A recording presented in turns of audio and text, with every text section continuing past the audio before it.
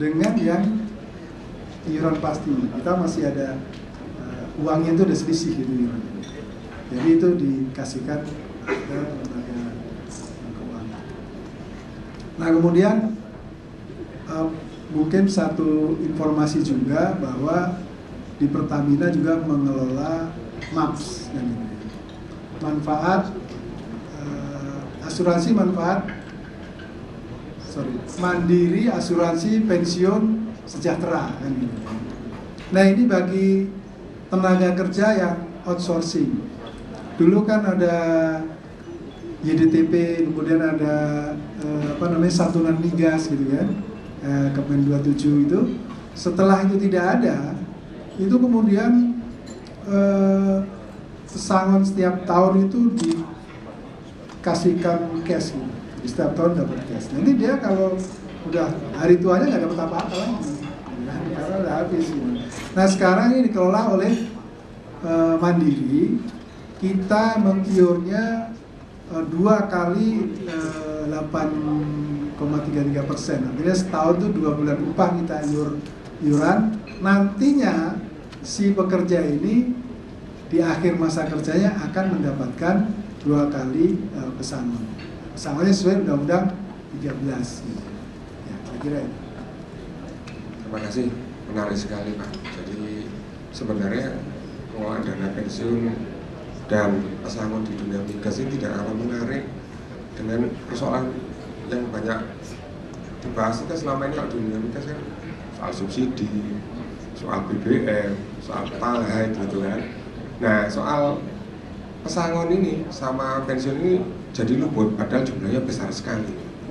Nah soal pesangon tadi juga diserahkan oleh Pak Setio Widodo, itu masih dikelola oleh Pertamina sendiri.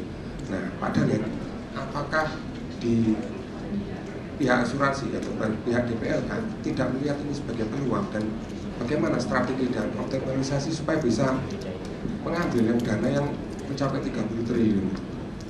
Baik, terima kasih. Ya, jadi tadi seperti yang sudah dikatakan sama Pak Dono, ya, bahwa Pertamina itu memiliki 3 program saat ini ya Pak ya, yang sebelum 2005 atau sampai dengan 2005 ya Pak, itu dikelola program pensiunnya oleh yang namanya DPPK Pertamina atau dana pensiun Pertamina, karena sifat manfaatnya itu manfaat pasti ya. Yang kemudian yang setelah 2005 dan itu dikelola oleh DPLK kita, DPLK Tugu Mandiri ya, itu untuk karyawan-karyawan baru dan juga untuk karyawan lama yang memiliki selisih dari kenaikan upah ya Pak ya. Selisih dari kenaikan upah itu oleh Pertamina itu diserahkan ke kita untuk dikelola gitu. Nah kemudian satu lagi tadi yang program MAPS. Nah untuk opportunity yang sedang kita lihat saat ini memang adalah opportunity untuk mengelola pesangon dalam artian manfaat yang dikaitkan dengan UUK 13 yang selama ini sebenarnya pengelolaan pesangon itu sudah ada, hanya saja dulu itu domain asuransi jiwa. Tapi sejak tahun 2012 DPLK itu diberi relaksasi untuk bisa mengelola program pesangon UUK 13 yang diberi nama programnya PPUKP. Nah, sejak itulah kita mulai gencar masuk ke industri migas juga. Jadi seluruh klien-klien kita pun juga sudah kita istilahnya kita arahkan, kita beri sosialisasi mengenai pentingnya pendanaan pesangon ini, karena seperti yang tadi sudah diutarakan oleh Pak Dono atau Pak Dumoli juga tadi pada keynote speech-nya, kita kan nggak tahu nih ke depannya ini seperti apa gitu ya. Alangkah baiknya kalau kita sudah mulai menyisihkan sedikit dana untuk istilahnya memiliki suatu pesangon yang bisa gunakan atau perusahaan gunakan untuk pembayar pesangon karyawannya. Kalau kita lihat contohnya kan banyak. Dulu ada satu perusahaan sepatu yang tiba-tiba bangkrut, karyawannya nggak dapat apa-apa karena memang perusahaannya nggak punya nggak punya dana untuk membayar pesangon ya. Itu satu. Kedua, kalau dikelola sendiri itu juga rentan akan duitnya itu dipakai lagi buat sama perusahaannya untuk dia pengembangan usaha apa segala macam, sehingga nggak akan ada dana yang terkumpul untuk karyawan tersebut. Kalau Pertamina habis untuk nalami subsidi ya. Jadi itulah makanya kita sangat mengimbau kepada, terutama kepada existing klien kita untuk segera mulai mendanakan program pesangonnya. Selain untuk pengumpulan dana itu, program pesangon ini pun juga ada manfaatnya dari sisi pemberi kerja, yaitu manfaat perpajakan. Karena setiap pembayaran iuran pesangon itu akan mendapatkan manfaat dari PPh 25 atau pajak perusahaan. Ya. Tadi disebutkan oleh Pak Gimoli, Pak, selain pengelola DPLK ini juga berbarengan dengan akan munculnya peraturan soal kewajiban perusahaan untuk ikut BPJS Tenagakerja. Ini bagi pengelola DPLK ini ancaman atau bagaimana ini? Iya, memang itu topiknya lagi seru ya Pak ya, Bu Evi, lagi hangat-hangatnya sekarang nih. Kita lihat di semua media mengatakan BPJS Ketenagakerjaan, dan munculnya berbagai isu atau berbagai angka yang wajar itu berapa ya. Tapi kalau tadi pertanyaannya Bapak Moderator bahwa apakah ini merupakan suatu ancaman kepada industri kita, sih saya nggak melihat itu sebagai ancaman. Tapi saya berharap BPJS Ketenagakerjaan dan industri kita tuh nantinya bisa berjalan seiring seia sekata dalam rangka pengumpulan dana masyarakat yang bisa kita gunakan untuk long term investment ke arah infrastruktur atau sektorial yang memang saat ini kita butuhkan gitu loh, dana-dana tersebut. Jadi saya sih berharap segitu. Jadi yang kita harapkan adalah sebenarnya kewajaran daripada besaran iuran tersebut. Kalau program itu memang sudah given, itu udah wajib, nggak bisa kita tolak program namanya BPJS Ketenagakerjaan Jaminan Pensiun Nasional, itu it must gitu loh, udah harus. Tapi yang jadi perbincangan hangat ini adalah besarnya angka wajar dari iuran tersebut. Mau iurannya itu besar, mau iurannya kecil, mau iurannya sedang, ya manfaatnya udah segitu-segitu aja. Itu yang kita mesti lihat dulu, yang kita mesti pahamin. Banyak teman-teman tuh nggak paham, kayak teman-teman buruh tuh mengatakan dia kepingin manfaatnya besar, maka iurannya harus besar. Itu suatu yang paradigma yang salah gitu loh. Jadi manfaat pasti itu tidak tergantung besarnya iuran gitu loh. Jadi mau iurannya 8, 3 atau 1,5% sama. Tapi kalau kita bicara wajar, memang ada dua angka yang wajar kalau menurut saya. Dari sisi pengusaha pasti akan menginginkan sekitar 1,5%. Tapi dari sisi Kementerian Keuangan, dari Biro BKF-nya, mereka punya kajian sekitar 3%. Ya gitu. Nah itu dua itu yang cukup wajar lah. Kalau 8% saya rasa itu terlalu besar.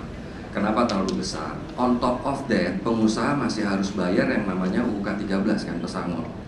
Jam sosteknya pun juga sekarang masih harus bayar juga 5,7% kan. Belum ada jaminan kematian dan lain sebagainya, kesehatan. Nah itu kalau di total-total kan kosnya sangat tinggi dan itu sangat membebani pengusaha. Itu satu. Kedua, kalau diterapkan sekarang, kondisi ekonomi kita ya Q1 kemarin 4,7 ya Bu Filiani ya, pertumbuhan ekonomi kita, dan it's sangat-sangat lagi slow banget, apalagi saat ini indeks juga udah menyentuh angka 4.800-an gitu ya. Nah akan sangat tidak wise kalau pemerintah memutuskan sekitar 8% gitu. Jadi menurut saya kalau tadi balik pertanyaannya angka wajarnya ya 1,5% sama 3% gitu. Cuman pasti akan pertanyaannya, sustain nggak dana sekitar segitu itu, iuran segitu itu untuk mendanakan jangka panjang. Nah sustain atau nggak sustain itu sebenarnya bukan dilihat dari besaran iuran gitu. Tapi dari beberapa komponen seperti misalnya dependency ratio, yang saat ini dependency ratio itu 1:5 atau 20%.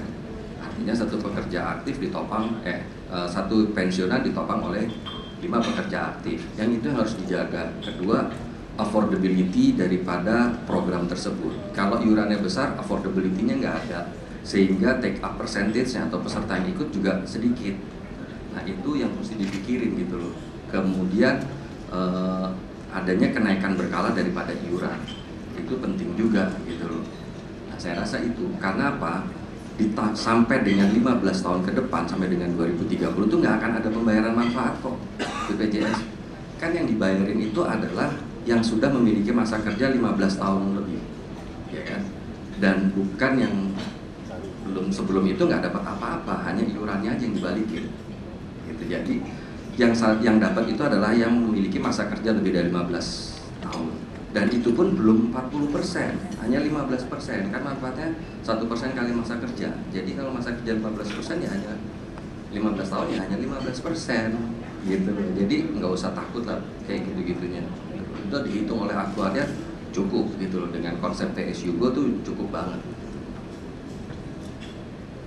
Pak Dane tadi menyinggung soal pentingnya pengelolaan pensiun sama DPLK ini untuk pengembangan pendanaan jangka panjang yang bermanfaat untuk ekonomi kita. Terus kemudian tadi Pak Gemori juga menyinggung soal banyaknya serangan-serangan terhadap stabilitas finansial kita.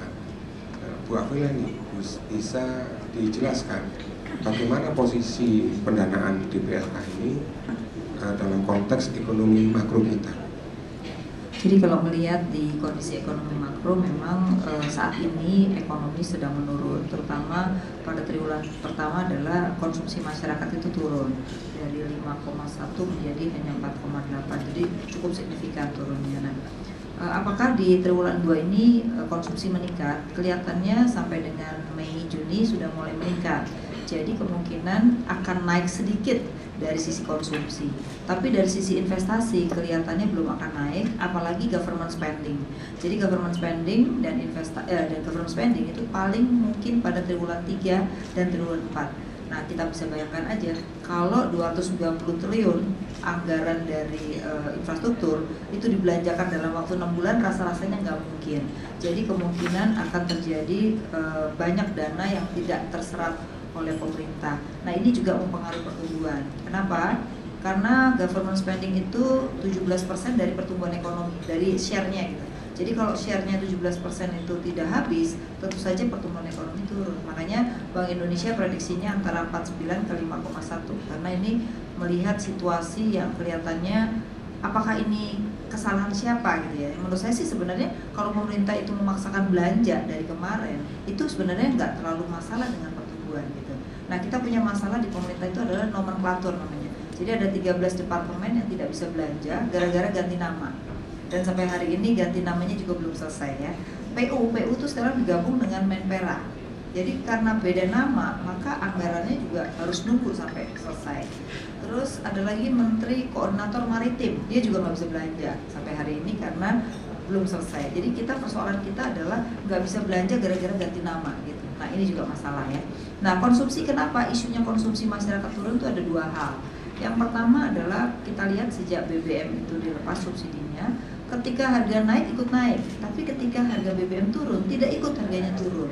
Jadi kenaikan itu bisa berkali-kali ya. Nah, saat ini pemerintah kan tadinya tiap 2 minggu akan dilihat ya harga BBM akan disesuaikan dengan harga pasar. Sekarang enggak lagi gitu loh. Nah, investor juga lihat ini kekonsistenan dari kebijakan fiskal gitu. Jadi masalah fiskal itu adalah masalah yang diprediksikan oleh investor ini bisa nggak tercapai. Satu adalah karena itu. Yang kedua adalah masalah defisit. Pemerintah punya keyakinan pertumbuhan pajak bisa 38%. Investor melihat kayaknya nggak mungkin 38%. Kenapa? PPN dari komoditas itu turunnya drastis Bapak Ibu. Padahal PPN itulah penunjang APBN. Gitu. Jadi kemungkinan mereka juga melihat kalau belanjanya nggak dikurangin, pendapatannya nggak sampai, bisa defisit lagi. Makanya kenapa pemerintah kemarin bukan oversubscribe tapi undersubscribe.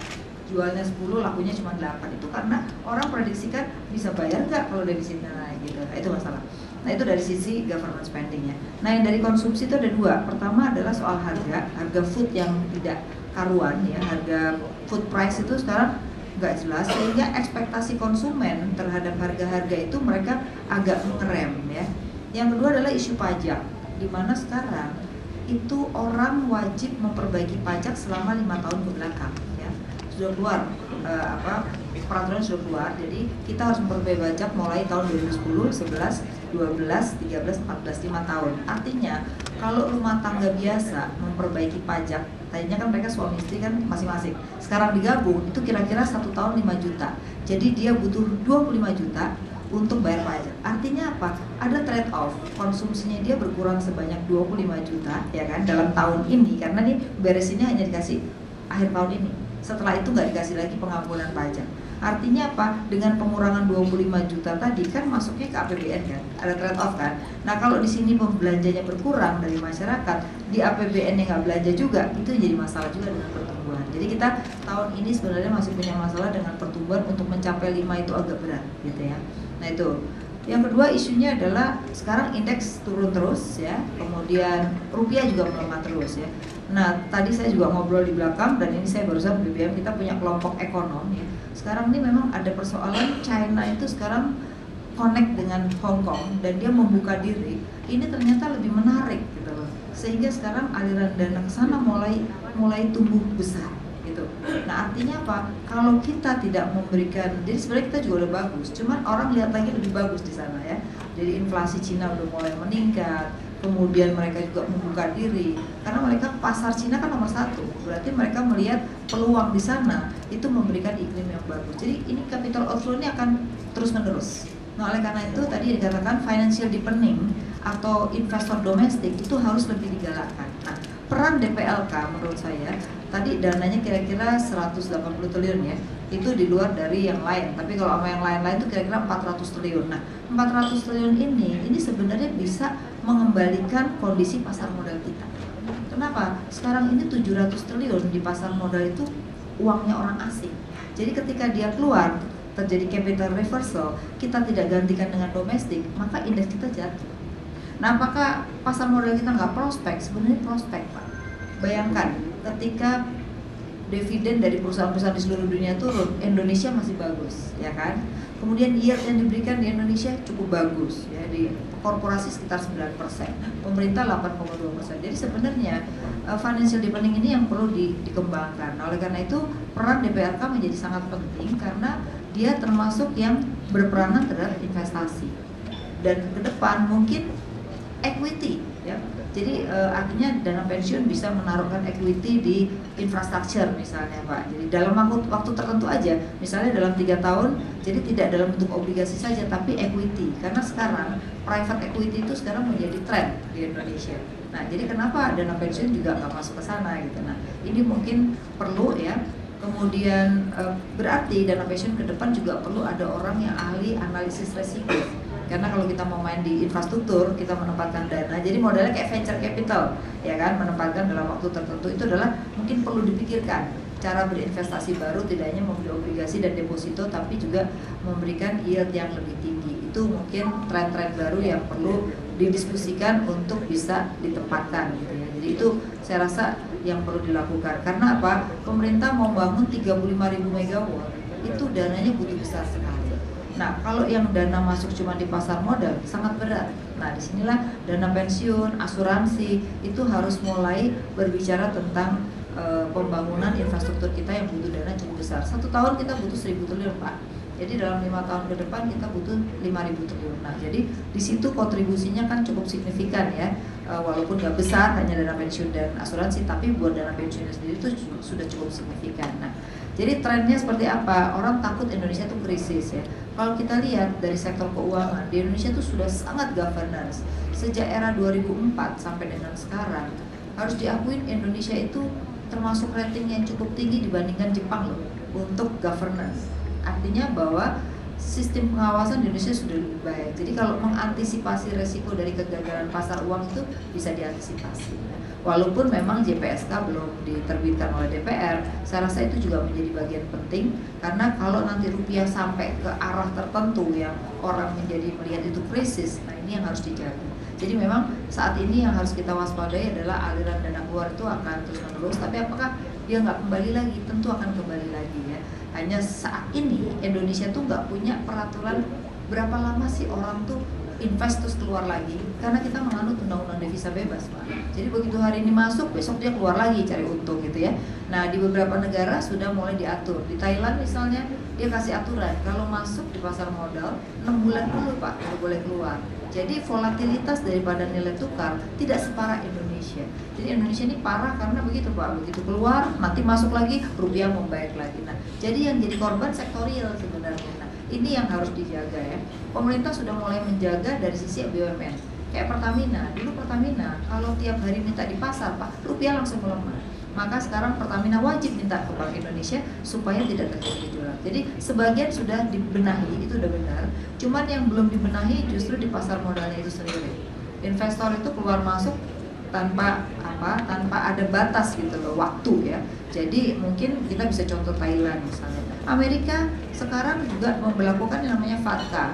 Mereka itu mewajibkan setiap negara yang orang asingnya atau orang Amerikanya invest, kita wajib melaporkan. Kalau kita nggak melaporkan, kita kena sanksi. Coba bayangkan. Jadi termasuk Amerika pun sudah mulai kontrol terhadap devisanya. Ya, maka IMF mengatakan bahwa apa perlu kita masih melakukan devisa bebas gitu lah. Itu artinya bahwa orang yang negara yang liberal apapun mulai memikirkan untuk mulai mengontrol agar mata uangnya tidak terjadi volatilitas ya. Nah, sekarang kan pemerintah mewajibkan mata uang rupiah, Pak.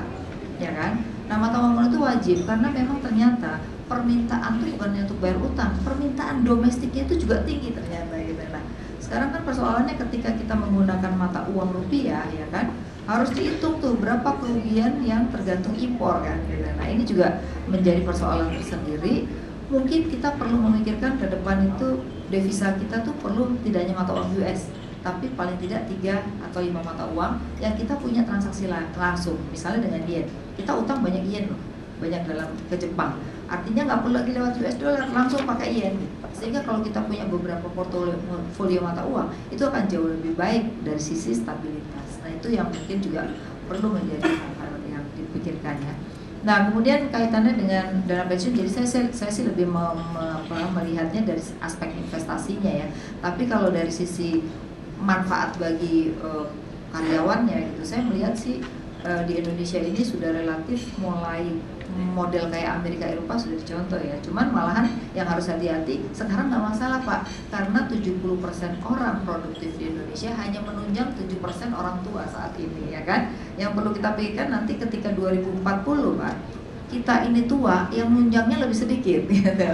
Itu yang mungkin kita akan masuk seperti Eropa dan Amerika karena APBN-nya tidak bisa membayar masyarakatnya yang dibayarin lewat APBN ya. Sedangkan kalau lewat perusahaan juga mungkin perusahaannya harus nombok lebih banyak lagi kan. Nah, itu yang harus mulai dipikirkan dari sekarang, kapan masa itu terjadi. Kalau sekarang nggak masalah tadi, 1 melima untuk bayar 1 kan gitu.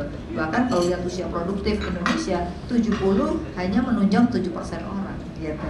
Nah, ini yang mungkin perlu dilihat dari sekarang, pengelola dana pensiun kapan nanti orang tuanya itu lebih banyak dibandingkan yang bayar atau yang membayar preminya, itu yang akan kejadian di masa yang 70% ini akan masa tua. Nah, itu kira-kira 2040-an. Nah, ini perlu dari sekarang dipikirkan apa yang akan dilakukan kan? Karena kita berharap perusahaan ini kan harus berlaku untuk jangka panjang dan berkesinambungan, tidak hanya memikirkan pada hari ini. Saya rasa itu.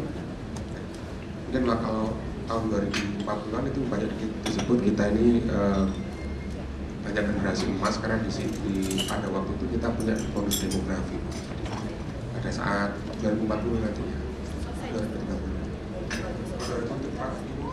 Bonusnya selesai sekarang, jadi bonus penduduk Indonesia itu sejak 2010 sebenarnya ya. Cuman waktu itu kita nggak pernah sadari Pak. Ketika gaya hidup orang berubah, baru kita sadari. Jadi 70% orang usia produktif itu definisinya adalah usia 14 sampai 64 tahun ya.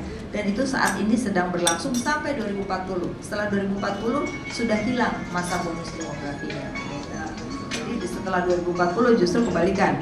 Yang 70% orang tua ya kan, yang justru anak muda yang menunjang preminya itu lebih sedikit. Tergantung KB-nya Pak, berhasil apa enggak.